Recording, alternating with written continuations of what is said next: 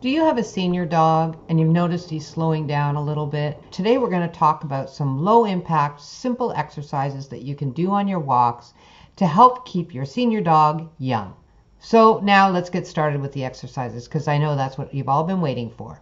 So exercise number 1 is called speed ups. And what we're going to do here is when you're walking your dog, you go at your regular pace. And then what you're going to do is just for 10 steps maybe, just pick up the pace a little bit, a little fast walk, and get your dog to walk a little bit quicker. And what this is going to do is engage some muscles that they're not necessarily using when they're walking slowly.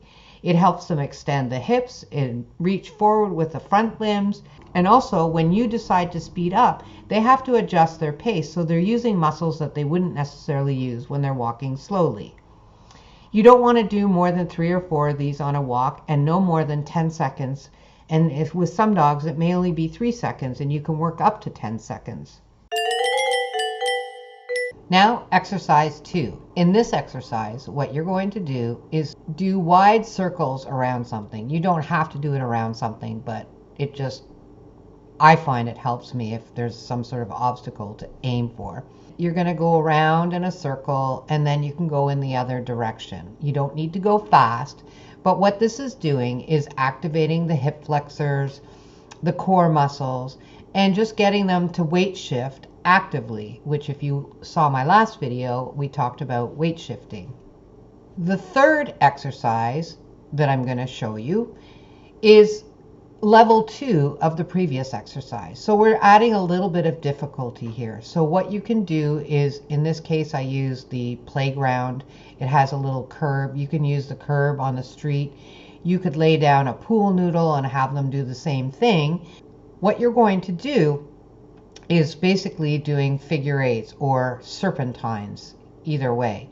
So you're going to go down the curb and then up the curb and then come around and go the other way, up and down.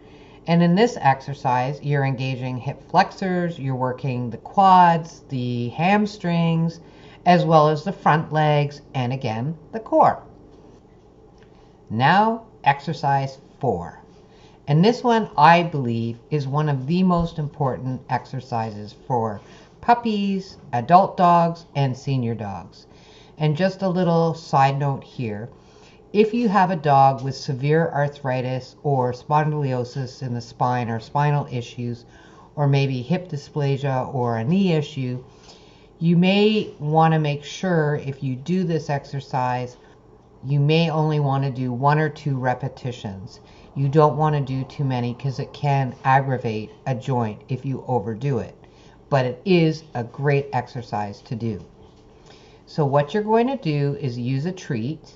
Hold it in your hand so your dog can lick it, and you're going to ask your dog to sit, and then when they sit, you take the treat and you lead the dog forward so they're getting up from a sit.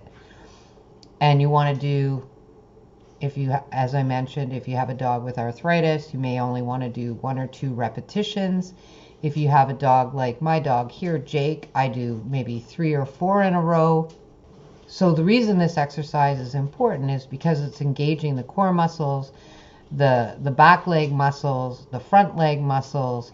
And the reason I think it's so important is because with your older dog, they start to get more what I call front wheel drive. So using their front legs more than their back legs because their back legs are a little bit weaker.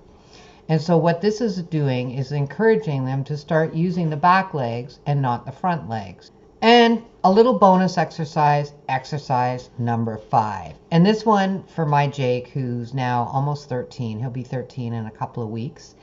He loves his Frisbee, and he still is engaged and wants to play Frisbee. He just can't play like he used to. So I take the toy and I'm playing with him, and you can see he's smiling, he's having fun, and I get him to go around me, through my legs, and then toss it maybe only 10 feet so he can go and get it. And this just, in my mind, it makes him happy. And it's also engaging muscles that we need to engage. Because sometimes I think what happens with older dogs is we just think, oh, they don't really want their toy anymore. And maybe their toy is growing some dust in their in their little toy box. But if your dog is still engaged, play. Play is the remedy for all. I hope you enjoyed this video, and we'll see you next time.